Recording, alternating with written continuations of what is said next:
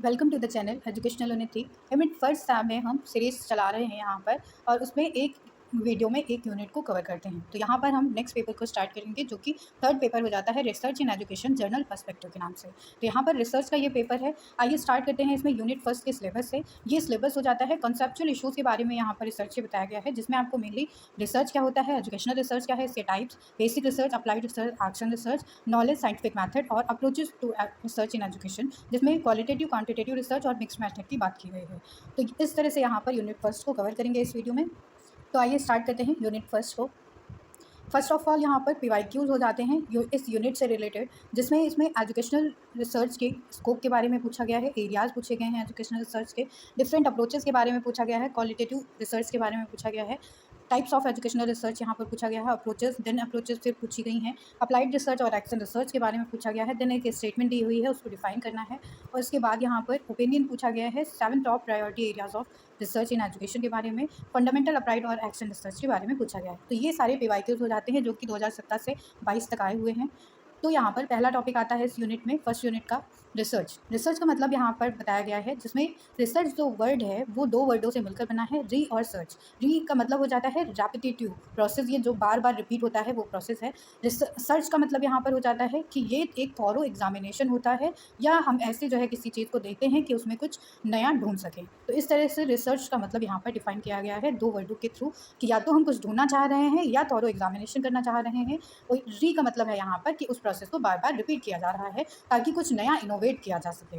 Then यहाँ पर Redmayne and मोरी ने इसकी डेफिनेशन में बताया कि research is a careful and systematise effort of gaining new knowledge. तो ये एक केयरफुल और सिस्टमैटिक एफर्ट होता है जिसमें जो है नई नॉलेज को अडॉप्ट किया जाता है या उसको क्रिएट किया जाता है। तो किसी न किसी इन्वेंशन से या क्रिएशन से रिलेटेड होती है रिसर्च। इसके इंपॉर्टेंस की अगर हम बात करते हैं तो यहाँ पर इसकी इंपॉर्टेंस हो जाती है कि ये हमारी नॉलेज को बढ़ावा देती है। तो एडवांसिंग नॉलेज इनोवेशन और डेवलपमेंट के लिए हेल्पफुल रहती है, क्योंकि जब भी कोई रिसर्च की जाती है तो वो एक नए आइडिया को रिप्रेजेंट करती है जिससे लोगों का डेवलपमेंट होता है।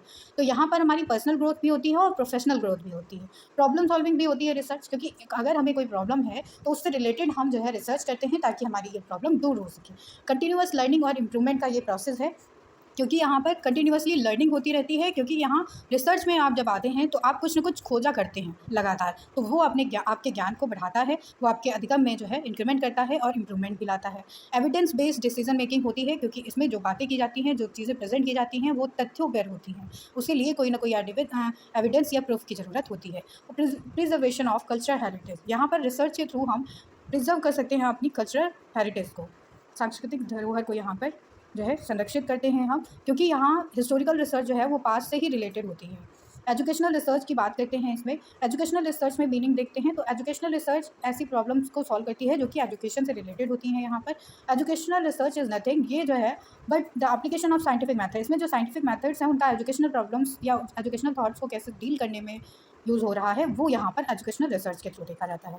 तो मेनली एजुकेशनल रिसर्च का मतलब ये है कि कैसे साइंटिफिक मैथड को एजुकेशनल प्रॉब्लम्स को डील करने में लगाया जा रहा है। अकॉर्डिंग टू गुड के अकॉर्डिंग यहाँ पर डेफिनेशन दी गई है, educational research is the study and investigation in the field of education. तो एक तरह से एजुकेशनल रिसर्च ये जो है वो स्टडी हो जाती है या खोज हो जाती है यहाँ पर फील्ड ऑफ एजुकेशन की।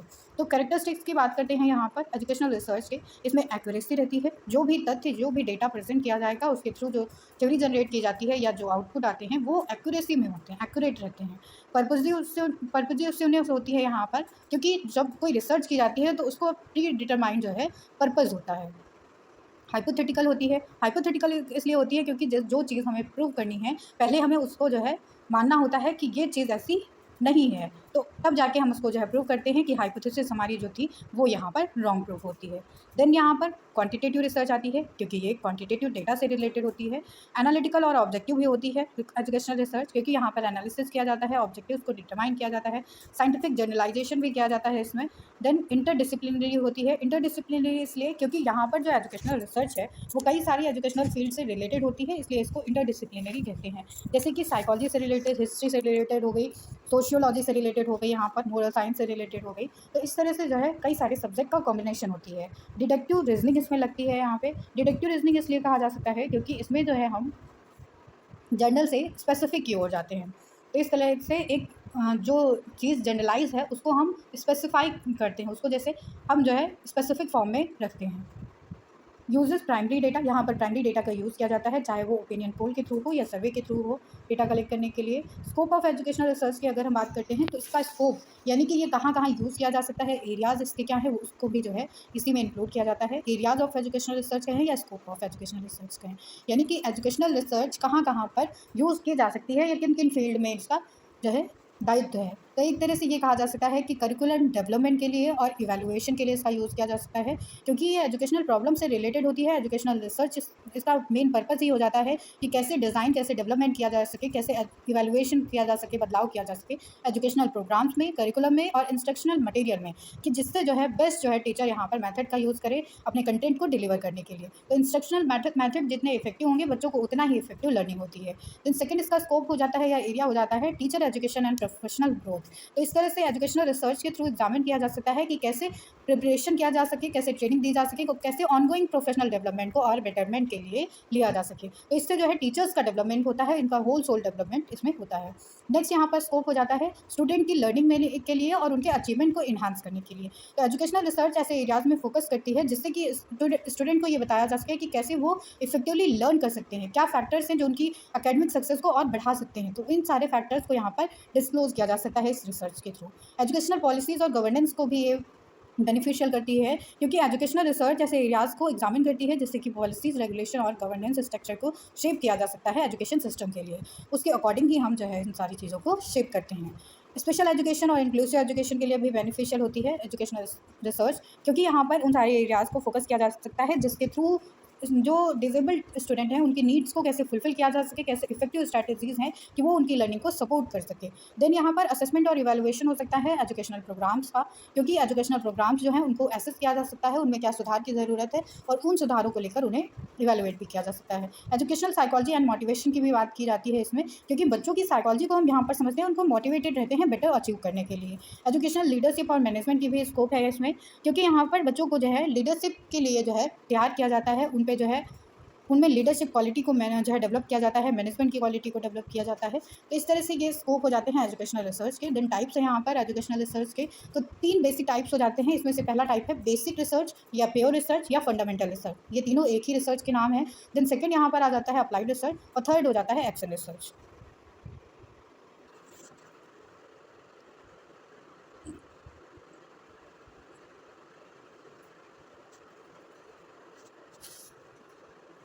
तो स्टार्ट करेंगे यहाँ पर बेसिक या प्योर या फंडामेंटल रिसर्च से।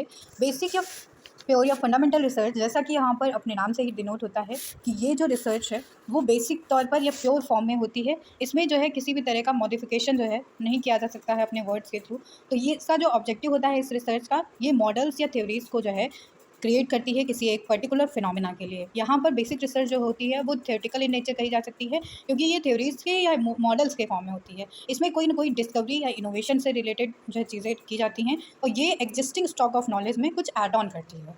तो यहाँ पर जो पहले से थ्योरी है उसमें कुछ ऐड ऑन किया जाता है या नई थ्योरी को यहाँ पर डेवलप किया जा सकता है। तो इसके कुछ बेसिक फॉर्म्स भी होते हैं कि कोई नई डिस्कवरी की जा सकती है, इन्वेंशन किया जा सकता है, या पहले से जो थ्योरी है उसमें रिफ्लेक्शन किया जा सकता है, उसका एनालिसिस कर सकते हैं रिसर्चर्स यहाँ पर। देन यहाँ पर नेक्स्ट आ जाता है इसमें कैरेक्टरिस्टिक्स ऑफ बेसिक रिसर्च के बारे में। इसकी कैरेक्टरिस्टिक क्या हो जाती है कि ये बिलीव करता है ऐसे थॉट पर जो कि नॉलेज फॉर द नॉलेज सेक पर बिलीव करते हैं। तो यहाँ पर ऐसी जो है ज्ञान दिया जाता है जो कि उस ज्ञान में और बढ़ोतरी किया जा सके। देन कलेक्शन और एनालिसिस होता है यहाँ डेटा जो कि डेवलप किया जा सकता है या थ्योरी जिसको इन्हांस किया जा सकता है। देन ये जो है एडवांसमेंट करता है नॉलेज में हमारे। उसके बाद इसमें ऐसे जो है रिलेशनशिप कैरिड किए जाते हैं जो कि दो वेरिएबल के बारे में बताते हैं कि उनके बीच में क्या रिलेशनशिप है। Lays down the foundation for applied research, ये एक तरह से फाउंडेशन का काम करता है अप्लाइड रिसर्च के लिए। देन यहाँ पर प्योर रिसर्च के एग्जाम्पल को देखें तो जैसे कि पियाजे ने अपनी थ्योरी दी थी कॉग्निटिव डेवलपमेंट के लिए, तो ये बेसिक रिसर्च हो गई क्योंकि यहाँ पर इन्वेंशन की बात की गई थी, नई डिस्कवरी इन्होंने की थी। क्लासिकल कंडीशनिंग जो है पावलो की, ये भी बेसिक रिसर्च का ही एक एग्जाम्पल हो जाता है। देन गार्डनर्स की जो मल्टीपल इंटेलिजेंस की थ्योरी थी, ये भी एक तरह से बेसिक रिसर्च का ही एग्जाम्पल हो जाता है। एडवांटेजेस ऑफ बेसिक रिसर्च की बात करते हैं यहाँ पर, तो क्या इसकी एडवांटेज हैं, क्या बेनिफिट्स हैं इसके। तो ये इनकरेज करता है क्रिटिकल थिंकिंग को। बेसिक रिसर्च हमारे क्रिटिकल थिंकिंग को बढ़ावा देता है कि हम किसी एक टॉपिक पर उसके थॉरो जो है उसको एग्जामिन कर सकें, उसके पक्ष विपक्ष हर एक चीज़ के बारे में, हर एक फैक्टर के बारे में सोच समझ सकें। फाउंडेशन फॉर अप्लाइड रिसर्च, ये एक तरह से फाउंडेशन हो जाता है नेक्स्ट लेवल ऑफ रिसर्च के लिए। यूनिवर्सल इसका स्कोप होता है, क्योंकि जो भी थ्योरी होती है, जो भी रीज़न होता है, वो यहाँ पर जनरलाइज कर दिया जाता है, हर एक के लिए उसका स्कोप होता है। तो ये इसके एडवांटेजेस हो गए। डिसएडवांटेजेस क्या हैं बेसिक रिसर्च के? तो ये टाइम कंज्यूमिंग प्रोसेस है, क्योंकि इसमें रॉ डेटा को कलेक्ट करना पड़ता है, देन उससे फाइनल तक रिजल्ट तक पहुँचाना पड़ता है। तो ये कॉस्टली भी होता है। It is based on the theoretical aspect only, तो ये एक तरह से सिर्फ थ्योरेटिकल डेटा को ही कलेक्ट करता है, और यहाँ पर क्वांटिटेटिव डेटा से कोई मतलब नहीं होता है। तो ये इसका एक डिसएडवांटेज भी हो गया।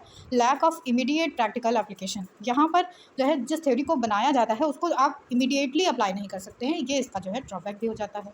देन सेकेंड यहाँ पर रिसर्च पे आते हैं। अप्लाइड रिसर्च के बारे में बात करेंगे, सेकंड नंबर पर ये आती है। अप्लाइड रिसर्च का मतलब ये हो जाता है कि ये प्रैक्टिकल रिसर्च है या नीड बेस्ड रिसर्च है, जब इसकी ज़रूरत होती है तभी इसका कंडक्शन किया जाता है। बेसिक रिसर्च एग्जिस्टिंग नॉलेज को इन्हांस करती है और बिना इसके किसी प्रैक्टिकल एप्लीकेशन के। लेकिन जो अप्लाइड रिसर्च है वो हमें अप्लाई करके दिखाती है एग्जिस्टिंग नॉलेज को, थ्योरीज को, मैथड्स को, कि कैसे इसे पर्टिकुलर प्रॉब्लम को सॉल्व किया जा सकता है। तो एक तरह से जो अप्लाइड रिसर्च है वो एक तरह से प्रैक्टिकल एप्लीकेशन हो जाता है बेसिक रिसर्च में, जो कॉन्सेप्ट को डेवलप किया जाता है उन्हीं का। तो बेसिक रिसर्च में जो भी थ्योरी या कॉन्सेप्ट डेवलप किया गया है उसका एप्लीकेशन जब किया जाता है तो वही अप्लाइड रिसर्च हो जाती है। यहाँ पर ट्राई किया जाता है कि जो एग्जिस्टिंग प्रॉब्लम फेस की जा रही हैं बिजनेस के द्वारा, सोसाइटी के द्वारा या गवर्नमेंट के द्वारा, उनको सॉल्व किया जा सके। देन यहाँ पर कैरेक्टरिस्टिक की बात करते हैं अगर हम अप्लाइड रिसर्च के, तो ये सॉल्व करती है स्पेसिफिक पर्टिकुलर क्वेश्चंस को, प्रॉब्लम्स को। देन यहाँ पर ये एक्सप्लोरेटरी होती है, इसमें डिस्क्रिप्टिव नेचर जो है इसका होता है। देन ये हेल्प करती है कलेक्शन और एनालिसिस ऑफ डेटा को, जिससे कि यूजफुल थ्योरी में का जो प्रैक्टिकल एप्लीकेशन है वो एजुकेशनल प्रॉब्लम्स को सॉल्व करने में लगाया जा सके। देन यहाँ पर अप्लाइड रिसर्च के एग्जांपल्स की बात करें तो developing a 7th grade socio studies curriculum around problem solving approach to learning. तो यहाँ पर अगर हम 7th ग्रेड के लिए सोशल स्टडीज़ के लिए कोई करिकुलम बनाना चाह रहे हैं कि कैसे वो बच्चों के लिए प्रॉब्लम सॉल्विंग अप्रोच की तरह कार्य कर सकती है, उनकी लर्निंग को इन्हांस कर सकती है, तो वो यहाँ पर अप्लाइड रिसर्च होगी, क्योंकि उसको हम 7th ग्रेड के स्टूडेंट पर अप्लाई करके देखेंगे। देन एग्जामिन किया जा सकता है effectiveness of the computer based algebra program developed around the mastery learning approach. तो कैसे बच्चों में जो है मास्टरी आ सकती है इस कंप्यूटर बेस्ड अलजेब्रा प्रोग्राम के लिए, इसकी इफेक्टिवनेस को यहाँ पर एग्जामिन किया जाएगा। तो ये प्रैक्टिकल एप्लीकेशन से रिलेटेड है, इसलिए यहाँ पर अप्लाइड रिसर्च के एग्जाम्पल्स हो जाते हैं। नेक्स्ट इसके एडवांटेजेस की बात करेंगे तो सोशल बेनिफिट होता है सोसाइटी के लिए, क्योंकि ये जो है स्कूल्स की प्रॉब्लम को, स्टूडेंट्स की प्रॉब्लम को सॉल्व करता है, टैकल करता है। It has the potential to solve real problems, इसमें ये पोटेंशियल होता है कि ये रियल प्रॉब्लम्स को सॉल्व कर सके, रियल स्टूडेंट की प्रॉब्लम को सॉल्व कर सके या एग्जिस्टिंग स्कूल की प्रॉब्लम को सॉल्व कर सके। इट कैन क्रिएट इनोवेशन, ये इनोवेशन को जो है बढ़ावा देता है, ये क्रिएट करता है उसको। और ये जो रिसर्च होती है वो पर्पजफुल होती है, एक पर्टिकुलर पर्पज से रिलेटेड होती है। डिसएडवांटेजेस ऑफ अप्लाइड रिसर्च की बात करते हैं तो ये इसमें अज्यूम किया जा सकता है कि ये सारी की सारी प्रॉब्लम्स को जो है टैकल कर सकती है या उनको सॉल्व कर सकती है, तो ये इसका ड्रॉबैक हो जाता है।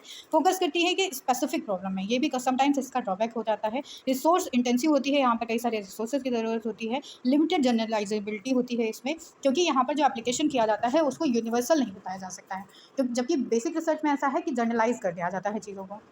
Then difference between basic and applied research, basic और अप्लाइड रिसर्च में क्या अंतर है ये देखते हैं यहाँ पर। तो बेसिक रिसर्च जो होती है वो यहाँ पर एक्सपेंड करती है करंट नॉलेज को,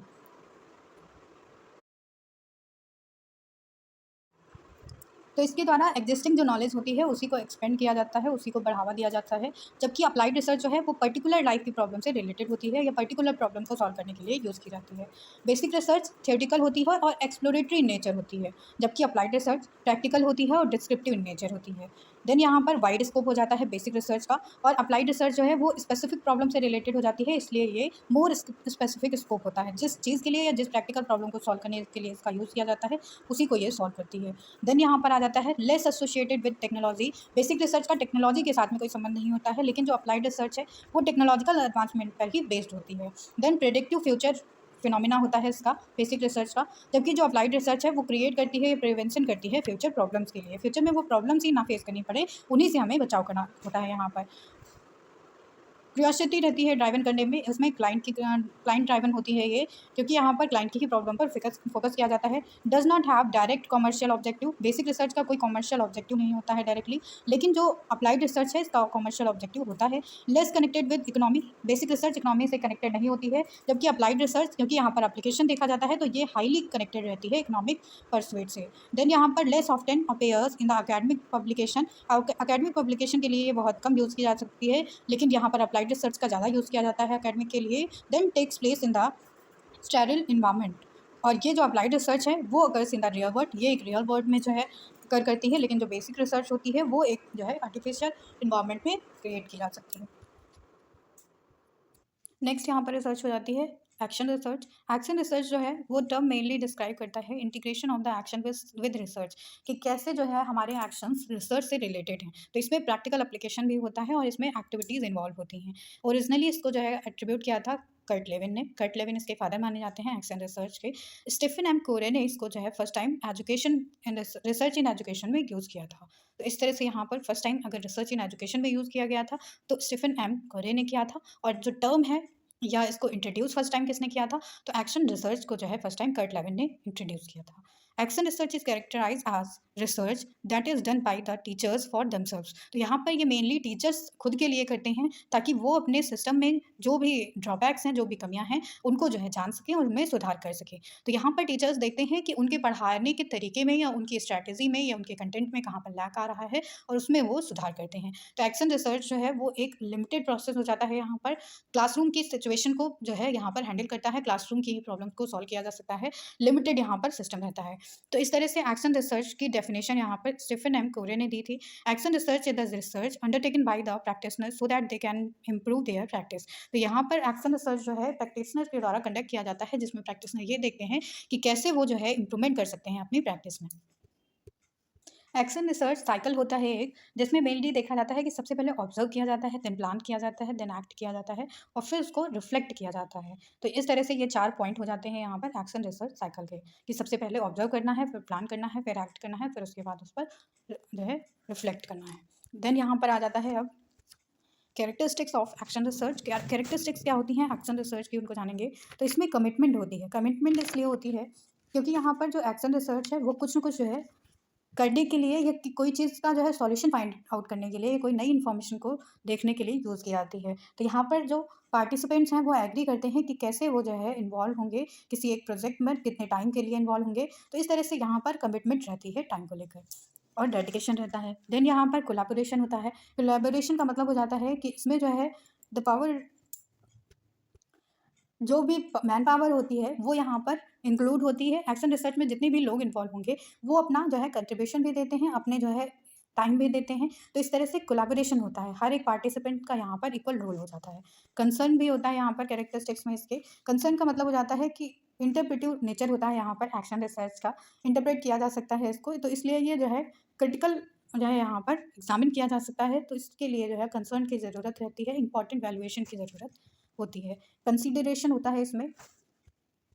कंसीडरेशन की ज़रूरत यहाँ पर इसीलिए होती है क्योंकि यहाँ पे हम स्पेसिफिक सिचुएशन में होते हैं। तो यहाँ पे जो है स्टूडेंट्स की तरफ से और टीचर्स की तरफ से प्रॉपर और इक्वल कंसीडरेशन होना ज़रूरी रहता है।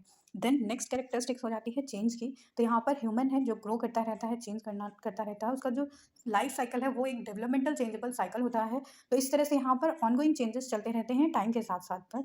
तो इस तरह से एक इफ़ेक्टिव वे में जो है टीचर यहाँ पर ग्रो करता रहता है। नेक्स्ट एक्शन रिसर्च में आ जाता है इसके एरियाज़ के बारे में। तो यहाँ पर एक्शन रिसर्च के एरियाज़ हैं लर्नर, टीचर, मेथोडोलॉजी, इवैल्यूएशन और करिकुलम। तो इन सारे एरियाज़ में एक्शन रिसर्च को कंडक्ट किया जा सकता है। लर्नर्स के लिए कैसे ये स्पेसिफिक एरिया हो जाता है क्योंकि यहाँ पर उनकी मोटिवेशन, लर्निंग स्टाइल, अटेंशन और कंसंट्रेशन पर फोकस करके जो है एक्शन रिसर्च को किया जा सकता है। देन टीचर्स में अगर देखें तो उनकी कॉम्पिटेंसीज़ को देखा जा सकता है, टीचिंग स्टाइल्स को, मोटिवेशन को, उनके एटीट्यूड को, इन सारी चीज़ों को देख के जो है एक्शन रिसर्च कंडक्ट किया जा सकता है। मैथोडोलॉजी का मतलब हो जाता है कि किस मेथड से टीचर यहाँ पर बच्चों को ट्रीट करते हैं, टीच करते हैं। तो यहाँ पर क्रिएटिविटी बेस्ड टीचिंग के लिए बताया जाता है, प्ले वे मेथड के थ्रू टीच करने के लिए बताया जाता है, चाइल्ड सेंटर्ड अप्रोच के लिए बताया जाता है। इवैल्यूएशन का मतलब हो जाता है कि डायग्नोसिस किया जाता है, क्रिटिकल जो है इवैल्यूएशन किया जाता है, फॉर्मेटिव असेसमेंट किया जाता है बच्चों को, यहाँ पर उनका अचीवमेंट टेस्ट किया जाता है, ऑब्जेक्टिव टाइप टेस्ट किया जा सकता है इवैल्यूएशन के लिए। करिकुलम की बात करें तो करिकुलम कैसे होना चाहिए, क्या करिकुलम डिज़ाइन होना चाहिए, कब उसको रिवाइज़ करना है, स्ट्रक्चर क्या है, टीचर का इसमें क्या रोल है। तो ये सारी चीज़ों के लिए भी एक्शन रिसर्च किया जा सकता है। नेक्स्ट यहाँ पर आ जाता है advantages of action research. Action research के क्या एडवांटेजेस हैं वो देख लेते हैं। तो ये इंकरेज करता है रिफ्लेक्शन ऑफ वंस प्रैक्टिस। हमारी जो प्रैक्टिस है उसको कैसे हम जो है रिफ्लेक्ट कर सकते हैं, उसमें कैसी कमियां देख सकते हैं, उसका यहाँ पर इंकरेजमेंट किया जा सकता है। उसी का ये प्रोसेस है। तो एक टीचर अपनी जो है टीचिंग में क्या कमियां हैं उनको यहाँ पर ऑब्जर्व कर सकता है, प्रमोट किया जा सकता है यहाँ पर चेंजेस को और डेवलपमेंट को, फॉस्टर किया जा सकता है openness to new ideas and encouraging creativity, तो यहाँ पर जो है नए आइडियाज़ को डेवलप किया जा सकता है और क्रिएटिविटी को इनकरेज किया जा सकता है। Providing rich source of data, यहाँ पर रिच सोर्स होता है डेटा के लिए ताकि स्कूल में इम्प्रूवमेंट किया जा सकता है। तो डिसएडवांटेज की बात करेंगे अब। डिसएडवांटेजेस का मतलब हो जाता है कि यहाँ पर स्पेसिफिक टाइम चाहिए और स्पेस चाहिए इसको कंडक्ट करने के लिए एक्शन रिसर्च को, और ये जो है एक प्लान जो है स्ट्रक्चर्ड प्लान वे में कंडक्ट किया जाता है। डिग्री ऑफ ओनरशिप होती है इसमें, क्योंकि जो टीचर इसको डेवलप करता है, कंडक्ट करता है, वही यहाँ पर इसकी ओनरशिप के लिए एलिजिबल रहता है। Results can be focused on the outcome, results यहाँ पर जो है आउटकम पर पूरी तरह से फोकस करते हैं। इस तरह से एक्शन रिसर्च यहाँ पर एंड होता है। नेक्स्ट आ जाता है साइंटिफिक मेथड। साइंटिफिक मेथड का मतलब हो जाता है कि इसमें रॉ डेटा को गैदर किया जाता है, देन उसको फाइनल इन्फॉर्मेशन तक प्रोसेस किया जाता है। ये जो है एक तरह से वेल डिफाइंड स्टेप होते हैं जिसमें स्टैंडर्डाइज किया जाता है साइंटिफिक नॉलेज को कैसे गैदर किया जा सके, लॉजिकली रैशनल प्रॉब्लम्स को कैसे सॉल्व किया जा सके। तो इन सारे मेथड्स को यहाँ पर इंट्रोड्यूस किया जा सकता है। तो साइंटिफिक मेथड जो है फर्स्ट टाइम आउटलाइन किया गया था सर फ्रांसिस बैकन के द्वारा, जिन्होंने अलाउ किया था logical rational problem solving approach को साइंटिफिक फील्ड के लिए। इसके बाद यहाँ पर प्रिंसिपल्स आ जाते हैं साइंटिफिक मेथड के। साइंटिफिक मेथड के प्रिंसिपल्स की बात करें तो इसमें सबसे पहला हो जाता है फाल्सिफिएबिलिटी। फाल्सिफिएबिलिटी का मतलब हो जाता है कि इसमें टेस्टेबिलिटी होनी चाहिए, साइंटिफिक हाइपोथेसिस को टेस्ट करने के लिए जो है यहाँ पर टेस्टेबिलिटी होनी चाहिए। देन पार्सिमनी का मतलब हो जाता है कि इसमें सिंप्लिसिटी होनी चाहिए, ये इकोनॉमिकल होना चाहिए और एफिशिएंट होना चाहिए। तो साइंटिफिक मेथड के ये प्रिंसिपल्स हैं। देन रेप्लिकेबिलिटी होनी चाहिए। रेप्लिकेबिलिटी का मतलब हो जाता है कि यहाँ पर सेम सिचुएशन में सेम वेरिएबल्स के साथ में सेम रिजल्ट आने चाहिए, तो इसी को रेप्लिकेबल कहते हैं, यानी कि सेम रिजल्ट आने को रेप्लिकेबिलिटी कहते हैं। प्रीसीजन का मतलब हो जाता है एक्यूरेसी से, कि कैसे कौन से ऑब्जेक्ट्स के थ्रू एकदम प्रिसाइजली एक ऑब्जेक्ट को मेज़र किया जा सके। तो ये प्रिसीजन का मतलब हो जाता है कि यहाँ पर जो है रिसर्च में रिक्वायरमेंट होती है कि 99% जो है करेक्ट होना चाहिए, 1% एरर अगर फाउंड की जा सकती है तो वो अलग की बात। देन यहाँ पर ऑब्जेक्टिविटी होती है साइंटिफिक मेथड्स में, क्योंकि यहाँ पर पर्सनल न्यूट्रलिटी होती है, आप पर्सनल किसी के साथ बायस नहीं हो सकते हैं। तो यहाँ पर जो है जो भी ऑब्जेक्ट्स होते हैं वो पर्सनल वैल्यूज़ या बायसनेस के साथ में नहीं चलते हैं, तो इस तरह से न्यूट्रल होना पड़ता है आपको as a researcher. Then empiricism की बात की गई। एम्पिरिसिज्म का मतलब हो जाता है कि एक्सपीरियंस के बेसिस पर आप नॉलेज को यहाँ पर अप्लाई करते हैं। इसमें जो वैलिड टूल्स होते हैं उनको मेजर किया जा सकता है और कनेक्ट किया जा सकता है इसमें नेचुरल थिंग्स के साथ में। स्टेप्स ऑफ साइंटिफिक मेथड्स की बात करते हैं। यहाँ पर स्टेप्स ऑफ साइंटिफिक मेथड का मतलब होता है कि साइंटिफिक मेथड को फॉलो करने के लिए उसमें कौन कौन से स्टेप्स हमको देखेंगे। तो मेक एन ऑब्जर्वेशन, सबसे पहले एक ऑब्जर्वेशन को लिया जाता है, फिर उस पर क्वेश्चन क्रिएट किया जा सकता है और उसके बाद यहाँ पर हाइपोथेसिस जो है क्रिएट की जा सकती है उन क्वेश्चन से रिलेटेड। फिर यहाँ पर प्रेडिक्शन किया जाता है उस हाइपोथेसिस से related. Then do an experiment to test the prediction, जो प्रेडिक्शन है उसके लिए यहाँ पर एक्सपेरिमेंट किया जा सकता है कि उसको टेस्ट किया जा सके। देन एनालाइज किया जाता है रिजल्ट को, अगर हाइपोथेसिस करेक्ट होती है तो रिपोर्ट बनाया जाता है, अगर इनकरेक्ट होती है तो यहाँ से जो है रिपोर्ट के द्वारा इनकरेक्ट होने पर ट्राई अगेन का प्रोसेस चलता है कि हाइपोथेसिस फिर से बनाई जाएगी, फिर से प्रेडिक्शन किया जा सकता है, फिर प्रेडिक्शन के लिए एक्सपेरिमेंट किया जाएगा, फिर रिजल्ट्स को एनालाइज किया जा सकता है। तो ये जो है कंटिन्यूसली चलने वाला प्रोसेस होता है जो कि इनके स्टेप्स में इंक्लूड होता है। अप्रोचेज ऑफ एजुकेशनल रिसर्च की बात करते हैं। यहाँ पर फर्स्ट अप्रोच हो जाता है क्वांटिटेटिव रिसर्च मेथड है ये, देन क्वालिटेटिव रिसर्च मेथड हो जाता है, थर्ड मिक्स मेथड है। देन वन बाय वन इसके बारे में समझेंगे। क्वांटिटेटिव रिसर्च जो होता है वो जैसा कि नाम से ही डिफाइन हो जाता है कि इसमें क्वांटिटेटिव डेटा को कलेक्ट किया जाता है और उस डेटा को यहाँ पर एनालाइज किया जाएगा फॉर्मली, और उसमें रेजिड मैनर से स्पेसिफिक मैनर होते हैं, स्पेसिफिक इसके करिकुलम इसके जो है प्रोटोकॉल होते हैं जिनके थ्रू इसको जो है कंडक्ट किया जाता है। देन इसमें एक्सपेरिमेंटल, इन्फ्रेंशियल और सिमुलेशन अप्रोच को यूज़ किया जा सकता है इस रिसर्च को करने के लिए। तो इसमें एक्सपेरिमेंटल मेथड होता है जो कि एक साइंटिफिक मेथड है, इन्फ्रेंशियल मेथड हो जाता है जो इसमें कि जो है अपने इन्फ्रेंसेस के थ्रू, अपने परसेप्शन के थ्रू जो है यहाँ पर नॉलेज को देखा जा सकता है। देन यहाँ पर रिफ्लेक्ट बैक भी किया जा सकता है और उसके बाद सिमुलेशन यानी कि एक रियल इन्वायरमेंट में इसको कंडक्ट किया जाता है। कैरेक्टरिस्टिक्स क्या हो जाते हैं यहाँ पर क्वांटिटेटिव रिसर्च के, इसमें क्वांटिटेटिव डेटा को कलेक्ट किया जा सकता है, डिज़ाइन किया जाता है यहाँ पर डिस्क्रिप्टिव या एक्सपेरिमेंटल रिसर्च को। देन इन्फॉर्मेशन है जो है यहाँ पर वो सैम्पल से यूज़ की जा सकती है, जनरलाइज की जा सकती है यहाँ पर पॉपुलेशन पर। तो यहाँ पर जो सैम्पल लिए जाते हैं उनसे जो इन्फॉर्मेशन या जो आउटपुट आता है उसको पूरी पॉपुलेशन पर जर्नलाइज भी कर दिया जाता है। टाइप्स ऑफ क्वांटिटेटिव रिसर्च की बात करें तो सबसे पहला यहाँ पर है सर्वे मेथड। सर्वे घर घर जाकर आप इन्फॉर्मेशन लेते हैं। Interview face to face conversation होता है। सिस्टमैटिक ऑब्जर्वेशन, आप यहाँ पर जो है न्यूट्रल होकर ऑब्जर्व करते हैं। कॉजल कंपेरेटिव या कॉजी एक्सपेरिमेंटल रिसर्च होती है। इसमें एक फैक्टर ऐसा होता है जिसमें आप चेंजेस नहीं कर सकते हैं। डिस्क्रिप्टिव रिसर्च यानी कि डिस्क्रिप्शन है यहाँ पर चीज़ों के बारे में। कोरिलेशनल, दो वेरिएबल्स के बीच में क्या रिलेशन है। एक्सपेरिमेंटल रिसर्च डिपेंडेंट और इंडिपेंडेंट वेरिएबल से रिलेटेड होती है। बेनिफिट्स ऑफ क्वांटिटेटिव रिसर्च की बात करें तो इसमें रेप्लिकेशन होता है रिसर्च फाइंडिंग्स का, क्योंकि सेम सिचुएशन में सेम रिजल्ट्स आते हैं। वेल स्ट्रक्चर्ड डेटा रिप्रेजेंटेशन होता है यहाँ पर। क्लोज एंडेड क्वेश्चंस होते हैं, यानी कि स्पेसिफिक आंसर्स आपको देने होते हैं यहाँ पर। जर्नलाइज रिजल्ट होता है यहाँ पर लार्जर सैम्पल पॉपुलेशन के लिए, क्योंकि यहाँ पर जो सैम्पल लिया जाता है उससे पॉपुलेशन में चीज़ों को जर्नलाइज कर दिया जाता है। Uses measurable data to formulate facts and uncover patterns in research. तो यहाँ पर यूज़ किया जाता है मेजरेबल डेटा को, ताकि जो है अनकवर पैटर्न्स को रिसर्च में डिस्क्लोज किया जा सके। लिमिटेशन क्या होती है क्वांटिटेटिव रिसर्च की, तो ये रेजिड और इनफ्लेक्सिबल होता है, क्योंकि यहाँ पर प्रॉपर रूल्स और रेगुलेशन फॉलो किए जाते हैं। प्रेजेंस होता है यहाँ पर स्ट्रक्चरल बायसनेस का, क्योंकि यहाँ पे प्रॉपर स्ट्रक्चर का जो है सिस्टम होता है। कैरेक्टरिस्टिक्स ऑफ पार्टिसिपेंट्स में not apply to the general population, जो भी कैरेक्टरिस्टिक्स होती हैं वो पार्टिसिपेंट से जनरल पॉपुलेशन पर हम अप्लाई नहीं कर सकते हैं। यहाँ पर कोई फेस टू फेस कनेक्शन नहीं होता है इस मेथड में, तो ये भी इसका एक ड्रॉबैक हो जाता है। अननेचुरल इन्वायरमेंट में इसको क्रिएट किया जा सकता है, इसको कंडक्ट किया जा सकता है, तो ये भी एक इसका ड्रॉबैक है। क्वालिटेटिव रिसर्च नेक्स्ट आ जाती है यहाँ पर। क्वालिटेटिव रिसर्च का मतलब हो जाता है कि यहाँ पर जो डेटा है वो सब्जेक्टिव फॉर्म में है। सब्जेक्टिव असेसमेंट होता है यहाँ पर ओपिनियंस का, बिहेवियर का और एटीट्यूड का।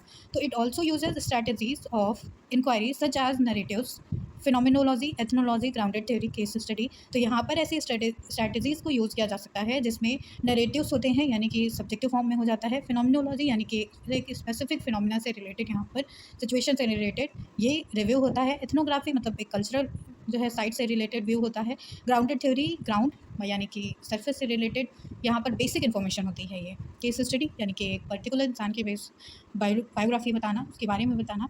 तो the researcher collects open ended emerging data and primary with the primary intent of the developing themes from the data. तो यहाँ पर प्राइमरीली डेटा को कलेक्ट किया जा सकता है, प्राइमरी डेटा यूज़ किया जा सकता है। यहाँ पर research characteristics of qualitative research की बात करें तो यहाँ पर यूज़ किया जा सकता है subjective assessment of opinion, behaviour and attitude को। ये जो डेटा होता है वो small, specific and non random sample से लिया जाता है। तो यहाँ पर ऐसा नहीं होता है कि किसी को भी उठा लिया और किसी से भी जो है डेटा कलेक्ट कर लिया, तो ये नॉन रैंडम सैम्पलिंग से रिलेटेड होता है। यहाँ पर इसमें कई तरह की जो है इंक्वायरी होती है, जैसे कि narratives, phenomenology, ethnographic. Use of non statistical method, यहाँ पर नॉन स्टैटिस्टिकल मैथड का यूज़ किया जा सकता है, क्योंकि यहाँ पे साइंटिफिक नहीं होती है ये research. Types of qualitative research की बात करें तो यहाँ पर हिस्टोरिकल रिसर्च होती है। हिस्टोरिकल रिसर्च यानी कि पास्ट इन्फॉर्मेशन से रिलेटेड, डेटा से रिलेटेड। मोटिवेशन रिसर्च, बच्चों को मोटिवेट करने के लिए। केस स्टडी, दोनों में ही आती है। फील्ड रिसर्च, एक स्पेसिफिक फील्ड से रिलेटेड। एथनोग्राफिक का मतलब हो जाता है यहाँ पर कि पर्टिकुलर एक किसी जो है कल्चर से रिलेटेड या ट्राइब से रिलेटेड आप यहाँ पर रिसर्च करें। ग्राउंडेड थ्योरी और naturalistic research.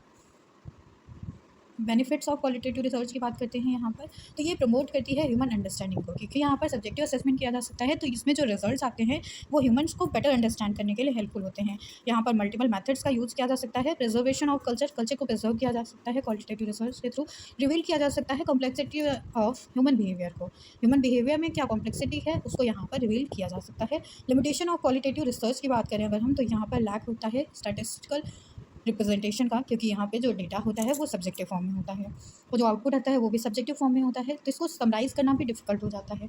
Lack of precision and accuracy, क्योंकि यहाँ पर कई टाइम पर जो ह्यूमंस हैं वो अपने रियल व्यूज़ को नहीं देते हैं, नहीं शेयर करते हैं रिसर्चर के साथ में, तो इस तरह से यहाँ पर एक्यूरेसी कम हो जाती है। Conducting qualitative research in practice is considerably difficult task, तो ये एक तरह से डिफिकल्ट टास्क हो जाता है कि इसको प्रैक्टिस में कैसे लाया जा सके। डिफरेंस यहाँ पर बताया गया क्वांटिटेटिव और क्वालिटेटिव रिसर्च में। क्वांटिटेटिव रिसर्च यूज़ करती है स्टैटिक्स को, जबकि जो क्वालिटेटिव रिसर्च है वो डिस्क्रिप्शन और ऑब्जर्वेशन पर रिलेटेड होती है। यहाँ पर जो डेटा है वो एक्यूरेटली जो है मेज़र किया जा सकता है क्वांटिटेटिव रिसर्च में, लेकिन क्वालिटेटिव रिसर्च में डेटा को हम ऑब्जर्व नहीं कर सकते, मेज़र नहीं कर सकते हैं, सिर्फ ऑब्जर्व कर सकते हैं, मेज़र नहीं कर सकते हैं। देन क्वांटिटेटिव रिसर्च जो है वो कंसीडर होती है स्पेसिफिक ऑब्जेक्टिव से रिलेटेड, जबकि जो क्वालिटेटिव रिसर्च है वो सब्जेक्टिव कंसर्न से रिलेटेड होती है। क्वांटिटेटिव रिसर्च जो है वो अनकवर करती है मेजर्स को, डेटास को, थ्योरीज को, फैक्ट्स को, अनकवर पैटर्न्स को, लेकिन जो क्वालिटेटिव रिसर्च है वो यहाँ पर अंडरस्टैंड करती है रीजंस को, ओपिनियन को और मोटिवेशन को। क्वांटिटेटिव रिसर्च मेनली हाइपोथेसिस से रिलेटेड होती है, जबकि जो क्वालिटेटिव रिसर्च है वो या तो हाइपोथेसिस को यूज़ करती है या फिर रिसर्च क्वेश्चंस को यूज़ करती है। क्वांटिटेटिव रिसर्च जो है वो डेटा कलेक्शन मेथड्स यहाँ पर हाईली स्ट्रक्चर्ड रहते हैं, जबकि जो क्वालिटेटिव रिसर्च है इसमें डेटा कलेक्शन मेथड जो है सेमी स्ट्रक्चर या नॉन स्ट्रक्चर्ड रहते हैं।